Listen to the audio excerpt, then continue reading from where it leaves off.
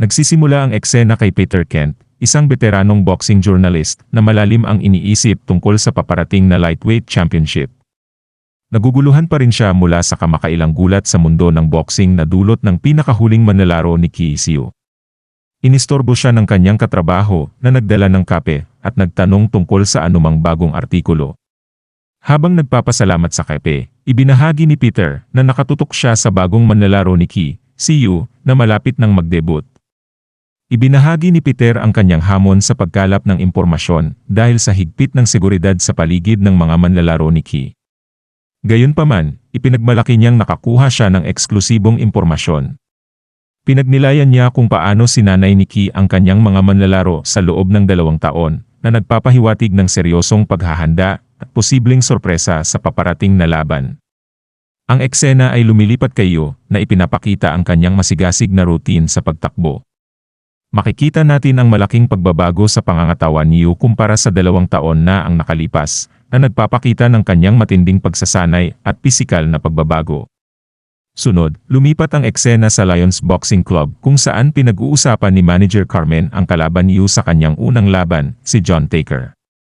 Inilarawan ni Carmen ang mga pisikal na katangian at estilo ng paglaban ni John, tinagurian siyang rookie killer dahil sa kanyang reputasyon sa pagtalo sa mga baguhan. Inilahad niya ang kanyang taktika, kasama ang maruming laro at mga galaw na idinisenyo para malito ang mga walang karanasang manlalaro. Ipinahayag ni Carmen ang kanyang pag-aalala kung sapat ba ang 2 taong pagpapalakas ng katawan at pag-aaral ng mga video ng mga kampiyon para kay Yu na makaharap si John Taker. Si Ki, matapos mag-isip sandali, kinilala ang pag-aalala ni Carmen na nagpapahiwatig na may elemento ng kawalan ng katiyakan at panganib sa paparating na unang laban niyo. Samantala, sa isang boxing gym kung saan si John, ang rookie killer, ay masigasig na nagpapakita ng kanyang mga suntok sa punching bag, ipinapakita niya ang kanyang sikat na headlock shaft, isang galaw na kinabibilangan ng mabilis at malakas na mga suntok, nakahawig ng headlock sa professional wrestling. Ipinaliwanag ng kanyang coach sa bisitang reporter, si Peter Kent mula sa Everyday Sports, na ito ang pangunahing sandata ni John. Si Peter, na nagpapakita ng interes, ay napansin na madalas na kinukutya ng audience ang galaw na ito, tinatawag itong headlock hook, at mayroong pagkiling laban dito. Hinala niya na ang tagumpay ni John sa pagtalo sa mga baguhan ay hindi lang tsamba. Inimbitahan ng coach si Peter na interviewin si John. Sa panahon ng interview, si John, na may tiwala at ngiti, ay nagpahayag ng sorpresa at flattery na dumalaw ang isang newspaper reporter para makita siya. Binanggit niya ang huling manlalaro ni Ki, nagtataka kung anong klaseng halimaw ang dinala ni Ki ngayon at kung ano ang pakiramdam ng kanyang kalaban na maging isang sakripisyo. Si Peter, na nakangiti, ay nagbanggit ng kanyang personal na interes sa papel ni John bilang isang rookie killer at kung paano ito nagdaragdag ng di inaasahang elemento sa laro. Tumugon si John na may halong kayabangan at excitement, nagmumuni-muni tungkol sa kasiyahan ng pagpapabagsak sa magagaling na manlalaro at pagtatamasa sa pagkadesperado at kawalan ng pag-asa ng kanyang mga kalaban. Inilarawan niya ang kasiyahang nadarama niya sa pagkakita sa mga malungkot na mukha at walang laman na ekspresyon ng mga tinalo niya. Tinatanong ni Peter si John tungkol sa kanyang natatanging estilo sa boxing, na iminumungkahi niyang maaaring nag-ugat bilang rebelyon laban sa karaniwang kaalaman at mga tanga sa esport. Si John, na sa unay naguguluhan sa terminong rebelyon, ay mabilis na yumakap sa ideya, inamin niya na ang kanyang diskarte ay parang pagtuturo ng leksyon. Ibinahagi niya ang kanyang pilosopiya na ang buhay ay tunay at mahalaga ang paglabag sa mga patakaran ng may katamtaman. Sinabi niyang ang pagiging masyadong sumusunod sa mga patakaran sa boxing ay nagpapahiwatig ng pagiging tanga. Sa halip, dapat handa ang isang tao na yumuko ng kaunti para makakuha ng kalamangan. Si Peter, ginagampanan ang papel ng isang mamamayan na sumusunod sa batas, ay nakakatawang kumontra sa diskarte ni John na sinagot ni John ng isang halo ng pangungutya at pagkahilig. Ipinahayag niya ang kanyang paniniwala na ang mga taong mahigpit na sumusunod sa mga patakaran ay mahina at ang tunay na lakas ay tungkol sa pagtatagumpay at pagdaig sa mga hamon kahit na nangangahulugan ito ng paglabas sa karaniwang hangganan. Nagbago ang usapan nang banggitin ni Peter si Santorino Fabrizio, ang middleweight world champion, na inihahambing siya sa estilo ng pakikipaglaban ni John. Nagbago ang pakiramdam ni John tungo sa malalim na respeto at paghanga. Kinilala niya ang mga kapatid na Santorino bilang tunay na mandirigma na nauunawaan ang totoong pakikipaglaban at nararapat sa napakalaking respeto. Sa buong interview, lumabas ang personalidad at pilosopiya ni Jon sa boxing.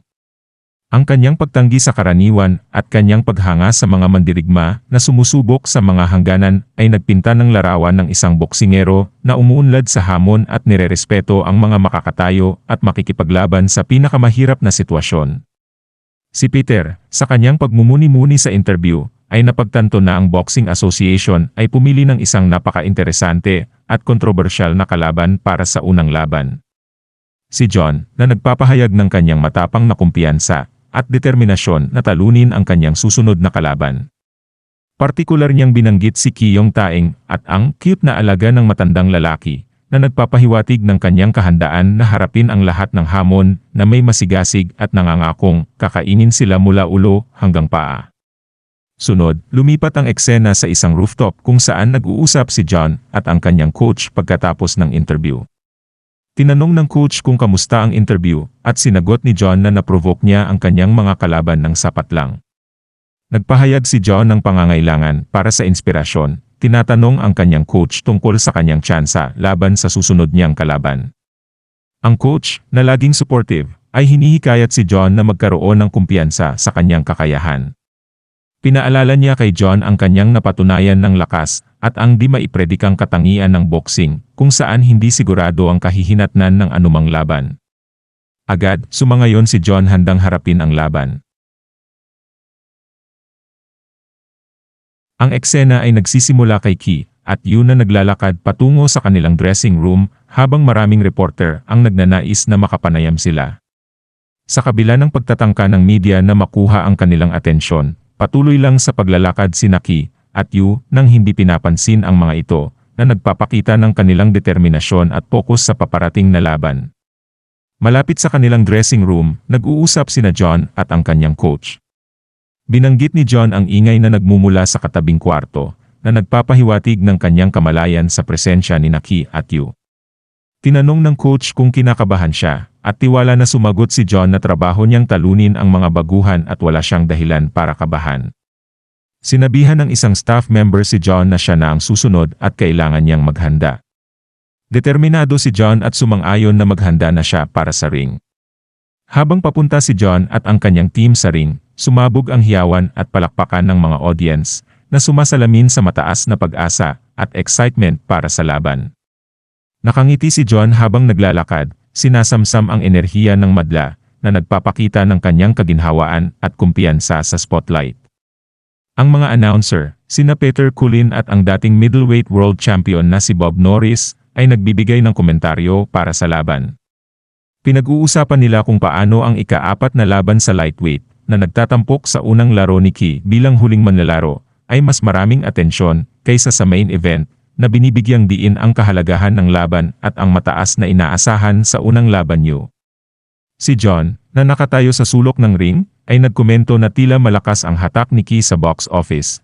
Napansin ang di pangkaraniwang malaking karamihan ng tao na nagtipon para sa kanyang laro, patunay sa reputasyon at impluwensya ni Ki sa mundo ng boxing. Samantala, habang naglalakad papunta sa ring si Yu at ang kanyang team, inanunsyo ng announcer ang kanyang pagdating. Binanggit ang kanyang taas, abot ng suntok at timbang, at pinuri ang Lions Boxing Club kung saan siya nanggaling. Inilalarawan si Yu bilang huling nakatagong manlalaro ni Ki na nagtataas ng inaasahan sa kanyang performance. Habang tinutulungan si Yu ni Ki na umakyat sa ring, tahimik siyang namangha sa mga ilaw at sa dami ng mga tao na gustong manood ng kanilang laban. Isang reporter, nagmumuni-muni, ay nagbabanggit na si Yu ay nag-ensayo lamang ng 2 taon. At sa eksena rin, ipinakita ang isang hindi kilalang tao na tahimik ding nanonood ng laban. Ang coach ni Jon sa huling instruksyon ay nagpapaalala na walang dahilan para hindi gamitin ang mahabang abot ng suntok mula sa pananaw ng kalaban. Malamang na ang laban ay magiging pabor sa outboxing. Sinabi niyang okay lang gumawa ng ilang pagkakamali basta't gamitin ni Jon ang kanyang natutunan at maglaro ng maayos. Si Ki, sa kanyang huling paalala kay Yu, ay nagpapahiwatig na alalahanin niya ang kanilang naunang pag-uusap kung saan tumango lang si Yu bilang sagot. Sinabi ni Ki na huwag magbigay ng sobra o kulang, kundi ang eksaktong kailangan lang. Habang nag-aanunsyo ang announcer na malapit nang magsimula ang laban, itinatanong kung si John Taker ba ay mapapatunayan ang kanyang palayaw sa pamamagitan ng pagtalo sa kanyang rookie na kalaban, o kaya naman si Yu ba ay mapapatunayan na karapat-dapat sa reputasyon ni Ki. Nakatayo sina John at Yu sa gitna kasama ang referee. Nag-iisip si John habang nakangiti na kalmado ang mga mata ng rookie, at sinasabing makikita natin kung sino ang mananatiling kalmado sa huli ng laro. Sa sandaling inanunsyo ng referee ang pagsisimula ng laban. Si John, handa nang mag-touch gloves kay Yu, ay nagpapakita ng kumpiyansa sa kanyang unang galaw. Ngunit habang nakatingin kay Yu, nakaramdam siya ng kakaibang bagay. Si John ay nakaramdam ng kakaibang kombinasyon ng excitement at takot, isang damdamin na hindi niya pa nararanasan dati. Habang lumulunok sa kanyang lalamunan at bahagyang nanginginig ang kanyang binti, naramdaman niya na ito ay isang bagay na bago at hindi niya pa nakita noon. Sa kanyang pagtingin kay Yu, nakita niya ang imahen ng isang baril na nakatutok sa kanya, na nagpapalakas sa kanyang kaba. Samantala, ang mga announcer ay nag-uusap tungkol sa taas ni Yu, na napakatangkad para sa lightweight class. Inihambing nila siya kay Jean-Pierre, ang kasalukuyang lightweight world champion. Nagtatanong sila kung gagamitin ba ni Yu ang kanyang mahabang abot ng suntok para makapuntos. At nang marinig ni John ang mga announcer, nagpasya siyang umatake. Ngunit sa sandaling lumapit siya, isang di nakikitang suntok ang tumama sa kanyang mukha na parang hiwa mula sa kutsilyo, na nag-iwan ng sugat at ikinagulat niya. Shock din ang referee at ang iba pa, habang ngumingiti si Ki. Bumalik sa nakaraan kung saan sinagot ni Ki si Carmen tungkol sa 2 taong pagsasanay niyo. Nakangiti si Ki habang sinasabi niyang iyon ay isang pag-aalala. Paano ko siya dapat sanayin? Kung paano man, siguradong magugulat niya ang mga audience. At habang pinapanood ang laban, iniisip ni Ki ang tungkol sa pagkakataon at ang kahalagahan ng hindi pagtatapos nito agad-agad. Iniisip niya na mahalaga ang paghimay-himayin ang lahat ng aspeto ng laro, sa audience, at sa mga manlalaro, upang ipakita kung sino si Yu talaga. Samantala, si John ay nananatiling shock habang sinisimulan Yu ang sunod-sunod niyang atake. Nagtataka ang audience kung ano ang nangyari, napapansin nila na parang ginamit ni Yu ang isang stick dahil hindi nila makita ang kanyang mga kamay. Tila si Yu ay kuryente, sa kanilang pagkakita, at ito pa lamang ang unang round. Ang coach ni John, sa kanyang pag-iisip, ay nagtataka kung ano ang dinala ni Ki ngayong pagkakataon. Sa kabilang banda, si John ay nakaramdam ng pagiging walang malay sa isang saglit. Nakita niya ang dugo at nagulat. At bigla, agad na pinahinto ng referee ang laban, at nakita ang mukha ni John na bugbog na bugbog. Nagkomento ang mga announcer na si Bob at Peter tungkol sa bilis at lakas ng mga suntok ni Yu, na agad nagdulot ng dugo kay John. Habang sinusuri ng ring doctor ang mga sugat ni John, nagtataka ang ring doctor na may 21 taong karanasan, dahil ngayon lang siya nakakita ng ganitong klase ng sugat sa kanyang mahabang karera. Tinanong ng referee kung may problema, at iniisip ng doktor na kakaiba ang sugat dahil karaniwang ang manipis na balat ng mukha ay madaling mapunit o masugatan, ngunit ang sugat na ito ay kakaibang solidong tama mula sa kutsilyo. Nagtataka ang doktor kung paano nagawa niyo ang ganitong sugat gamit lamang ang kanyang boxing gloves. At nang makita niya ang mukha niyo, nakaramdam siya ng takot. Samantala, sinubukan naman ng referee na kausapin si John, ngunit si John ay tila wala pa rin sa sarili at hindi pa rin napapansin ang referee. At dito na po natatapos ang yugtong ito. Maraming salamat po, mag-like at subscribe para sa susunod na kabanata. Hanggang sa muli.